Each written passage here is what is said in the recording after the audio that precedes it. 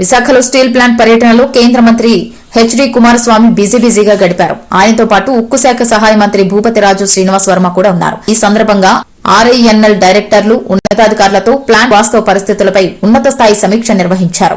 Steel executive, NST, steel executive, SST association, కార్మిక సంఘాలతో కూడా సమావేశమయ్యారు. జీతాల బకాయిలు, స్టీల్ ప్లాంట్ ఇబ్బందులు పరిష్కరించాలని కేంద్ర మంత్రి కుమారస్వామిని కార్మిక సంఘాలు కోరారు. ఈ సందర్భంగా ఉక్కు శాఖ సహాయ మంత్రి భూపతిరాజు శ్రీనివాస్ వర్మ మాట్లాడుతూ ప్లాంట్ ఇబ్బందులు, సమస్యలపై తనకు అవగాహన ఉందని అన్నారు. జీతాలు అందక ఇబ్బంది పడుతున్నారని తెలుసు. ఇంకో 3 నెలల పాటు జీతాలకు ఇబ్బంది ఉంటుందని తెలిపారు. అనంతరం ఉక్కు శాఖ మంత్రి హెచ్డి కుమారస్వామి మాట్లాడుతూ ప్రధాని పెట్టిన వికసిత భారత్ విజన్ లక్ష్యం సాధన దిశగా స్టీల్ మంత్రిత్వ శాఖ పనిచేస్తుందని తెలిపారు. విస్తరణ కోసం బ్యాంకుల నుంచి చేసిన రుణాలు భారంగా మారాయి. ప్రైవేటీకరణకు వ్యతిరేకంగా పోరాటాలు ప్రారంభించిన తర్వాత ఉత్పత్తి మందగించిందని పేర్కొన్నారు.